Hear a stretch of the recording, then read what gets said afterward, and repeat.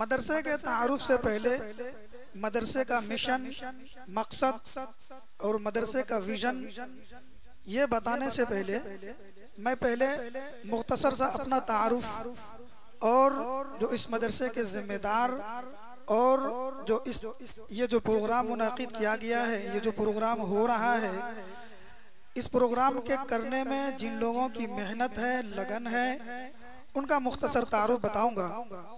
میرا جو ٹاپک ہے وہ اس کے مخاطب ہماری یہ بہنیں بھی ہیں اور ان کے جو ذمہ دار آئے ہوئے ہیں وہ بھی ہیں، بلکہ ان کے جو ذمہ دار آئے ہوئے ہیں وہ زیادہ مخاطب ہیں۔ اس لیے میں درخواست کروں گا ان لوگوں سے کہ جو ان کے ساتھ ذمہ دار آئے ہیں وہ اس کو دھیان سے سنیں، وہ اس کو زیادہ دھیان سے سنیں، کیونکہ یہ چیزیں ان سے ہی متعلق ہیں۔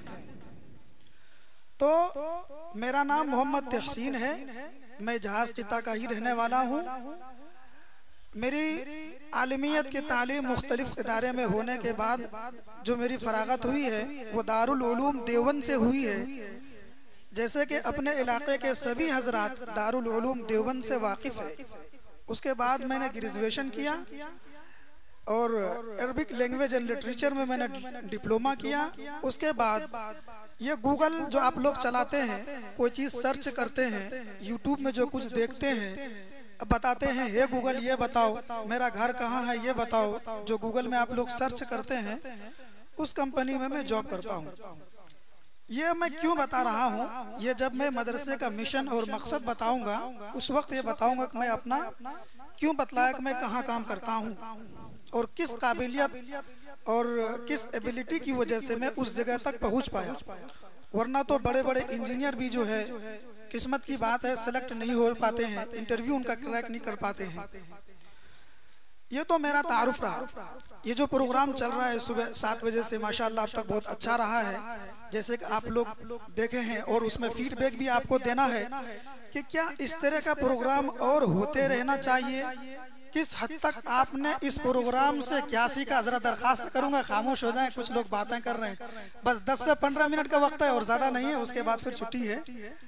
کہ اس پروگرام سے ہم نے کیا سیکھا اور والدین یہ بتلائیں کیا ہماری بچیوں کے لیے اس طرح کا پروگرام مسلسل کیا جاتا رہنا چاہیے، اور اس طرح کا پروگرام اگر ہوتا ہے تو ہم ہر طرح کے تعاون دینے کے لیے تیار ہیں۔ تو یہ جو پروگرام ہے ان میں سب سے سر فہرست جن کا نام ہے پروگرام کو کرنے میں وہ ہے مفتی نظام الدین صاحب، جنہوں نے نکاح کے ٹاپک پہ آپ لوگوں کو بتلایا تھا۔ وہ کون ہے؟ مفتی نظام الدین صاحب، جو اس مدرسے کے پرنسپل ہیں، ذمہ دار ہیں اور محتمم ہیں، اور انہوں نے ہی اس مدرسے کو قائم کیا ہے۔ باقی اس مدرسے کو چلانے والے 8-10 افراد کی کمیٹی ہے، ان سب کے مشورے سے مفتی صاحب جو ہیں پیش رہتے ہیں۔ ان کی بڑی قربانی ہے اس پروگرام کو کرنے میں۔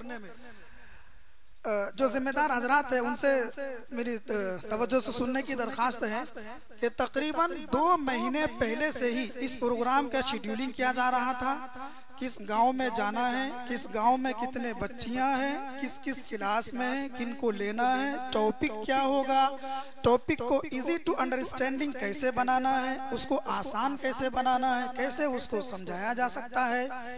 تو ان سب پہ جو وقت لگا ہے تقریباً 2 مہینے کا وقت لگا ہے۔ کتنا لگا ہے؟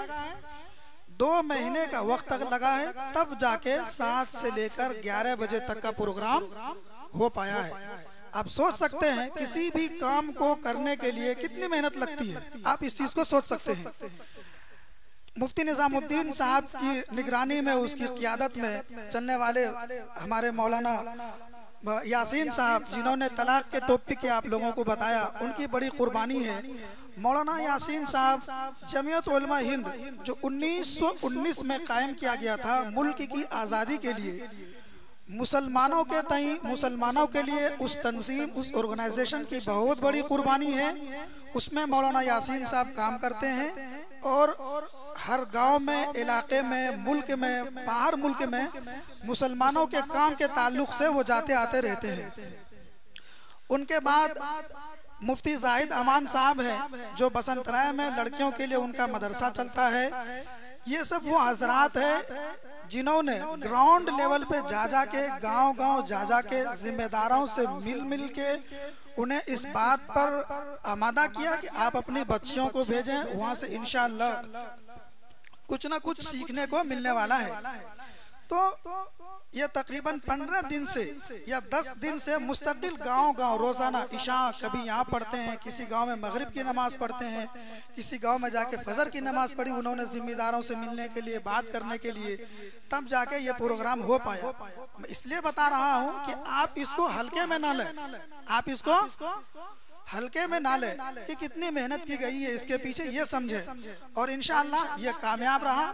اور اگر آپ لوگ یہ کہتے ہیں کہ ہمیں انٹرسٹ ہے, ہمیں کچھ سیکھنے کو ملتا ہے, آپ اپنی سہیلیوں کو جا کے بتائیں گے, ان کو پھر ایکسائٹمنٹ ہوگا, ان کو خوشی ہوگی, کہ افسوس ہوگا کہ کاش میں بھی جاتا سیکھنے کے لیے. تو انشاءاللہ ہر سال گرمیوں کی چھٹیوں میں اس طرح کا پروگرام کرنے کی کوشش ہے, ہر سال کرنے کی کیا ہے. تو انشاءاللہ ہر سال یہ پروگرام کرنے کی ہماری کوشش ہے. اگر ذمہ دار حضرات ذمہ داری اٹھائے کہ ہم گاؤں سے جا کے اور بھی لوگوں کو لائیں گے, کہیں گے, تو جو ذمہ دار حضرات ہیں, جو لوگ کر رہے ہیں اس کے پیچھے محنت کر رہے ہیں رات دن, ان کی بھی ہمت بڑھے گی. ایک تو یہ ہے.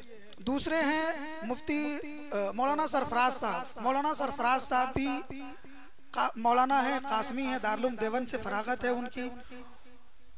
وہ بھی اس مدرسے کے نائب محتمم ہے, نائب ذمہ دار ہے, یعنی وائس پریسیڈنٹ ہے. جو اصل مفتی صاحب ہیں ان کے بعد وہ ہے مولانا سرفراز صاحب, وائس پریسیڈنٹ جس کو بولتے ہیں, وائس محتمم بول سکتے ہیں اس کو. تو انہوں نے بھی بڑی محنت کی ہے مولانا نے. مولانا فی الحال یہاں نہیں رہتے ہیں, وہ بھی ہماری طرح کسی بڑی کمپنی میں جاب کرتے ہیں حیدرآباد میں. تو وہ اپنا چھٹی لے کے ہزاروں روپیہ خرچہ کر کے آپ لوگوں کے لیے, آپ لوگوں کو فائدہ پہنچانے کے لیے, دین کی خدمت کے لیے وہاں سے آئے ہوئے ہیں. اسی لیے جو بھی باتیں کہی جا رہی ہیں, پیش کی جا رہی ہے, بتایا جا رہا ہے, اس پہ زیادہ سے زیادہ عمل کرنے کی کوشش کرنا ہے. ان کے بعد ہے قاری کلیم صاحب, جو ہمارے اصل تو محتمم ہے مفتی نظام الدین صاحب, لیکن ساری ذمہ داریاں جو اٹھا رہے ہیں گراؤنڈ پہ رہ کے, وہ ہمارے قاری کلیم الدین صاحب جو استاد ہیں. مدرسہ جب سے قائم ہوا ہے اس وقت سے بالکل لگے ہوئے ہیں. مدرسے کی جب سے بات نکلی ہے اس وقت سے قاری صاحب ہمارے لگے ہوئے ہیں. قاری صاحب بہت ہی قرآن کے حافظ ہیں, یادداشت بہت اچھی ہے ان کی. اللہ تبارک و تعالیٰ نے آواز کی ایسی جادو دی ہے. آپ نے ان کی نعت سنی, کتنی خوبصورت نعت پڑھ رہے تھے قاری صاحب ماشاءاللہ. ان کے اپنے ایریے میں بہت سارے ایسے بچے ہیں جو ان کے مدرسے میں پڑھ کے حافظ ہوئے ہیں. ان سے پہلے قاری صاحب چنئی میں پڑھاتے تھے, چنئی کے ایک مدرسہ بہت مدرسہ وہاں پڑھاتے تھے. شاید آپ لوگ نہیں تو آپ کے والد صاحب یہ سب واقف ہوں گے, یا ہو سکتا ہے آپ کے گھر سے آپ کے چھوٹے بھائی بھی پڑھ کے وہاں سے نکلے ہوں. تو ماشاءاللہ بہت اچھے پڑھاتے ہیں. پچھلے 1 سال میں قاری صاحب نے اس مدرسے میں 4 بچوں کو حافظ کیا. ذمہ دار حضرات توجہ دیں کہ پچھلے 1 سال میں قاری صاحب نے اس مدرسے میں 4 بچوں کو حافظ بنایا. کتنے بچوں کو؟ 4 بچوں کو حافظ بنایا ہے. قاری صاحب کے بعد اس سال ایک نئے ہمارے مولانا جڑے ہیں اس مدرسے سے, مولانا بلال صاحب, وہ بھی بچوں کو پڑھاتے ہیں. اور عصری تعلیم کے لیے جیسے کہ بیسکس ہے, انگریزی ہے, ہندی ہے, حساب ہے, میتھس ہے, یہ پڑھانے کے لیے جناب راسخ عالم صاحب کو اس سال کے لیے رکھا گیا ہے. یہ تو وہ حضرات ہیں جو یہاں رہ کے وقتاً فوقتاً استاد کے طور پہ یا دیگر چیز پہ طور پہ ذمہ داری نبھا رہے ہیں. لیکن ان کے پیچھے 2 نام اور ہیں, جن 2 نام میں سے ایک نام یہیں پر موجود ہے, وہ ہے جناب افضل صاحب. جناب افضل صاحب بالکل گمنام سے ہے, بزرگ صفت, پنکھے کے بازو ادھر بیٹھے ہیں. یہ ممبئی سے تعلق رکھتے ہیں.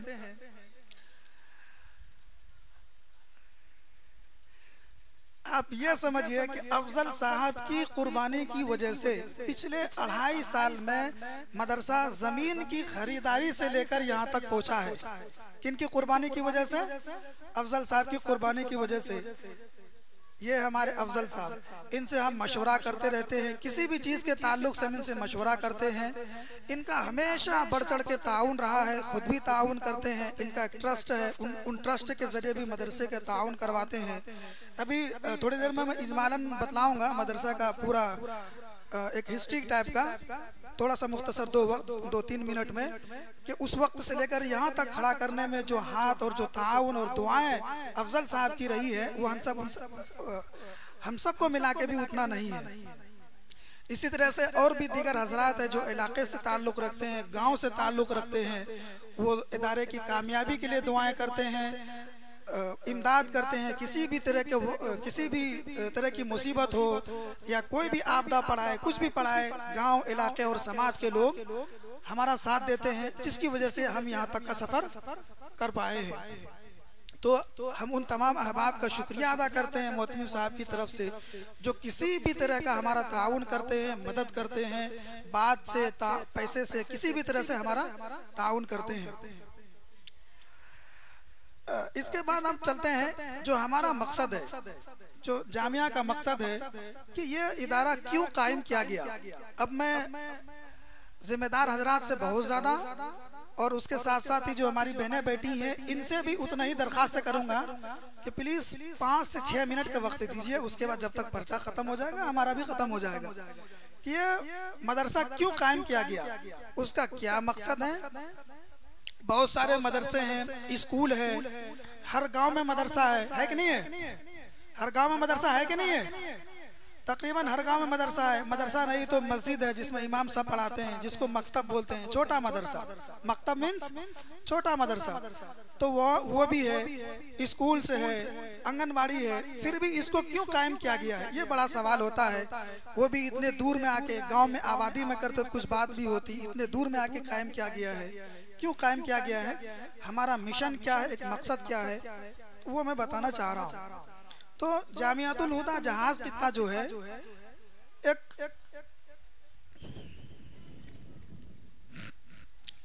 جامعۃ الہدیٰ جہاز خطہ جو ہے ایک ایسی جگہ پہ واقع ہے جہاں ایک تعلیمی ادارہ, ایک ایجوکیشنل انسٹیٹیوٹ کا ہونا, ایک ایجوکیشنل آرگنائزیشن کا ہونا بہت ہی ضروری تھا. آپ یہ دیکھیں گے ادھر جہاز خطہ ہے, تقریباً یہ 800-900 میٹر ہوگا یا 700 میٹر تو ہوگا, 1 کلومیٹر سے کم. پوری مسلم آبادی ہے. اسی طرح سے اس سائیڈ میں ہے, ادھر بودرا ہے, سوڑینیا ہے, یہ سب فسیا ہے, یہ سب ادھر گاؤں ہے.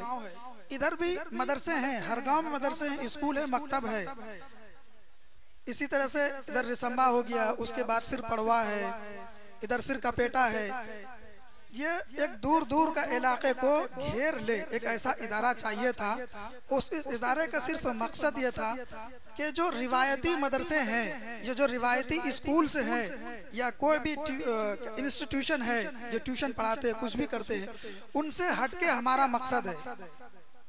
ان سے ہٹ کے ہمارا مقصد کیا ہے, ہمارا مقصد یہ ہے کہ اس مدرسے میں ایک ایسا نظام ہوگا, ایک ایسا سسٹم بنایا جائے گا کہ اچھا اس سے پہلے میں یہ بتانا چاہوں گا کہ پہلے زمانے میں ذمہ دار حضرات کہ پہلے زمانے میں دین کی تعلیم یا دنیا کی تعلیم اس طرح کی کوئی تقسیم نہیں تھا, اس طرح کا کوئی ڈیویژن نہیں تھا کہ بھائی یہ دین کی تعلیم ہے, یہ دنیا کی تعلیم ہے. جیسے کوئی انجینئرز بن رہے, ڈاکٹرز بن رہے یا اور کوئی ہسٹورین سے بن رہے, اس طرح کی کوئی ڈیویژن نہیں تھا. پہلے زمانے میں ایسا نہیں تھا. جو عالم ہوتے تھے وہی لیڈر ہوا کرتا تھا, جو مفتی ہوتے تھے وہی جج ہوا کرتے تھے. اب چونکہ زمانہ بدل گیا ہے اور سبجیکٹس بہت آ گئے, بہت سارے ٹاپک کو اب پڑھنا پڑتا ہے, اس لیے یہ مشکل لگتا ہے کہ ہر ایک آدمی ہر ایک کو پڑھ سکے. ایسا نہیں ہے کہ کوئی بہت اعلیٰ قسم کا ڈاکٹر بھی بن جائے گا اور بہت ہی اعلیٰ قسم کا مولانا بھی بنے گا یا مفتی بھی بنے گا, ایسا نہیں ہے. ایسا ہے کیا؟ ایسا دیکھا ہے بہت بڑا انجینئر بھی ہو, ہوائی جہاز بناتا ہو اور امامت بھی کرتا ہو, مولانا بھی بنتا ہو. ایسا کہیں دیکھا ہے آپ حضرات نے؟ کہیں نہیں دیکھا. ایسا نہیں ہو پاتا ہے کیونکہ ہمارے پاس سبجیکٹس اتنے ہوتے ہیں, اس کو پورے پڑھنا, پورا یاد رکھنا, پھر اس میں ایکسپرٹ بننا, یہ بہت مشکل کام ہوتا ہے. اسی لیے جو ہے سبجیکٹ کا ڈیویژن کیا گیا, الگ الگ کیا گیا اس کو. اب سوال یہ پیدا ہوتا ہے کیا وہ لوگ جو انجینئر سے ہیں یا ڈاکٹر سے ہیں, کیا ان کے اوپر دین سیکھنا ضروری نہیں؟ ضروری ہے کہ نہیں؟ دین سیکھنا ہر مسلمان پر فرض ہے. دین سیکھنا کیا ہے؟ ہر مسلمان پر فرض ہے. چاہے آپ اتنا دین سیکھیں جتنا آپ مسئلے مسائل کو سمجھ سکیں اور اسلام پر صحیح طریقے سے چل سکیں، اتنا دین سیکھنا سب پر فرض ہے. چاہے وہ مرد ہو عورت ہو، سب پر فرض ہے. کیا ہے؟ سب پر فرض ہے. اور چونکہ ہم کو دنیا سے بھی کمپٹیشن لینا ہے، دنیا کا بھی مقابلہ کرنا ہے، ہم کو روزی روٹی بھی کمانا ہے، تو اس کے لیے کیا پڑھنا پڑے گا؟ کوئی دنیا کا کورس کرنا پڑے گا نہیں کرنا پڑے گا؟ کیا ہے؟ بولیے بھائی، دنیا کا کورس کرنا پڑے گا کرنا پڑے گا؟ بالکل کرنا پڑے گا. کرنا پڑے گا نہیں کرنا پڑے گا؟ آپ کو کمپیوٹر اسکلز بھی آنی چاہیے، آپ کو ایڈیٹنگ سے بھی آنا چاہیے، ہر وہ چیز آپ کو آنا چاہیے جو آپ کو دنیا کے لیے روزی روٹی کما کے دے سکے.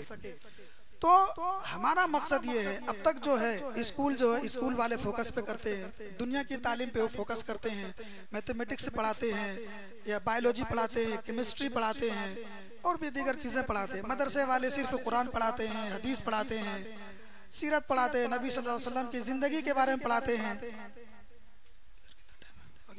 بس 5 منٹ اور 5 منٹ بات کر رہے ہیں کچھ لڑکیاں، 5 منٹ بس.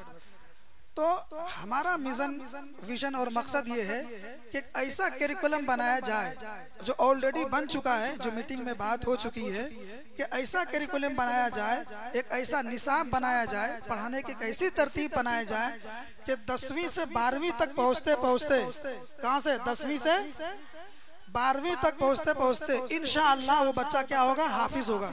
کیا ہوگا؟ وہ بچہ حافظ قرآن ہوگا. 10ویں سے 12ویں پہنچتے انشاءاللہ وہ کیا ہوگا؟ حافظ قرآن ہوگا. اور حافظ قرآن کے بارے میں آپ لوگوں کو فضیلت معلوم ہے کہ قیامت کے دن وہ بچہ کیا کرے گا؟ 10 گنہگار کو اپنے ساتھ کہاں لے کے جائے گا؟ جنت میں لے کے جائے گا. اسی طرح سے میں اجمال بول رہا ہوں، 12ویں میں کیا سبجیکٹس رہے گا، 10th میں کیا سبجیکٹ رہے گا، 7th میں کیا سبجیکٹ رہے گا، وہ ہمارے کمیٹی کے پاس پورا لکھا ہوا ہے. جب بھی کمیٹی کی میٹنگ ہوتی ہے اس میں بتایا جاتا ہے وہ. تو ہمارا مقصد یہ ہے کہ ایک ایسا ادارہ بنایا جائے کہ جس میں دین کی تعلیم بھی ہو اور دنیا کی بھی تعلیم ہو. اسی مقصد کو پورا کرنے کے لیے کچھ علماء کرام بیٹھ کے میٹنگ کیے کہ بھائی ایسا ادارہ ہونا چاہیے. افضل صاحب کی بھی شرکت رہی ان میں، ایک اور صاحب ان کا نام میں بھول رہا ہوں،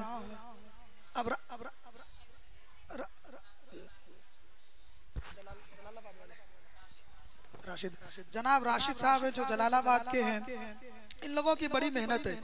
تو یہ علماء کرام بیٹھ کے یہ مشورہ کیے کہ وہ ایسا ادارہ بنایا جائے جو بیک وقت دونوں چیز کو لے کے چلے، جو بیک وقت کیا کرے؟ دونوں چیز کو بیلنس لے کے کرے، دونوں چیز کو ساتھ میں لے کے چلے. تو اس کے لیے تقریباً 28,000 اسکوائر فیٹ، اس کے لیے جگہ کتنی بڑی خریدی گئی؟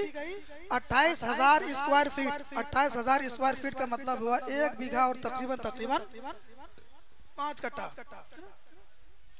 1 بیگھا پونے کٹھا. 28,000 اسکوائر فیٹ تقریباً 1 بیگھا اور پونے کٹھا جو زمین دیکھ رہے ہیں یہاں سے وہاں تک لمبا چوڑا، یہ خریدی گئی. اور یہ خریدنے کے بعد 8 ربیع الثانی 1443 مطابق 14 نومبر 2021 کو 14 نومبر 2021 کو بنیاد کب رکھی گئی مدرسے کی؟ 14 نومبر 2021 کو. ابھی فوٹو دکھاؤں گا. تو 14 نومبر 2021 کو الحمدللہ اس مدرسے کی بنیاد ڈالی گئی. بنیاد ڈالنے کا مطلب یہ کہ تھوڑا بہت کام ادھر کیا گیا تھا، اور باضابطہ یہ جو دیکھ رہے ہیں، یہ جو بنا ہوا جتنا سے، یہ پچھلے 1.5 سال میں یہ بنا ہے اور 1 سال سے پڑھائی ہو رہی ہے. کس کے ہاتھوں سے سنگ بنیاد رکھا گیا ہے؟ سنگ بنیاد کا مطلب ہوتا ہے اسٹیبلشمنٹ، کسی چیز کی بنیاد رکھنا. جیسے کہ تری کھانتے ہیں، اس میں پہلا اینٹ کون رکھتا ہے؟ تو گھر وغیرہ کے لیے دیکھو جو کوئی بڑا بزرگ ہوتا ہے اس کو بلا کر رکھتے ہیں، بھائی برکت کے لیے آپ جو ہے پہلا اینٹ رکھیے تاکہ گھر میں برکت ہو. تو اینٹ رکھنے کے لیے آئے تھے حضرت مولانا نصر احمد نصر صاحب بنارسی، جو بہت مشہور بزرگ ہیں اور اپنے ایریا میں جلسوں وغیرہ میں آتے رہتے ہیں. مولانا احمد نصر صاحب بنارسی جنہوں نے سنگ بنیاد رکھی تھی وہ آئے تھے.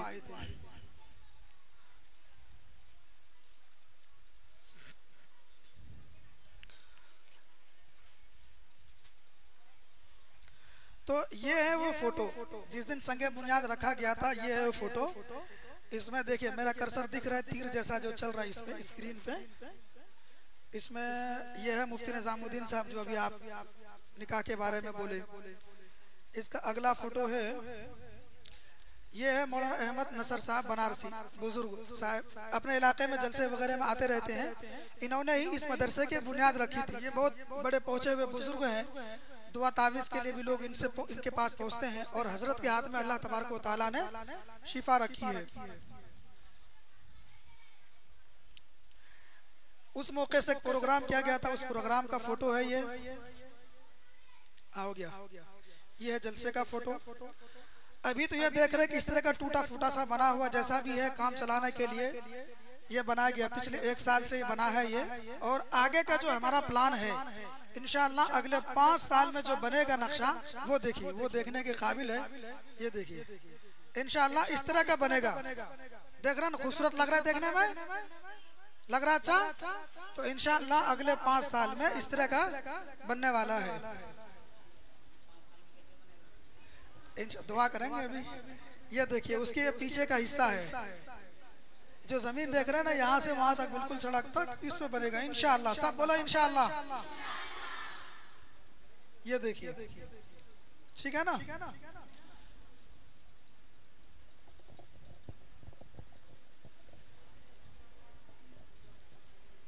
آج افضل صاحب اصل میں 5 سال کے اندر ہمارا مشن ہے 1 کلاس سے لے کر کے 12ویں کلاس تک کا ایک سسٹم شروع ہوگا. یعنی یا تو اس کے اوپر یا سامنے سے ہدا پبلک اسکول چلے گا اور 1 کلاس سے لے کر کے 12ویں کلاس تک جو بچہ 1 کلاس سے 12ویں تک پڑھے گا وہ بچہ 12ویں کلاس میں جاتے جاتے ایک بہترین حافظ قرآن ہوگا. یہ اصل مشن ہے اور یہ مشن ہم جو ہے 4 سال 5 سال کے اندر اس کو ہم پورا کریں گے. یہ کہنا چاہ رہے تھے. باقی یہ تعمیری کام تو بھی ٹائم لگے گا اس میں. تو ہمارے بڑے خاص اور مخلص جناب افضل صاحب بلکہ ہمارے ایک دائیں ہاتھ ہیں تعاون کے حوالے سے ہمارے لیے ہر وقت کھڑے رہتے ہیں. تو افضل صاحب سے کہنا چاہوں گے شکریہ کے طور پر یا کچھ دل میں ہے تو وہ کہیں ذرا سے.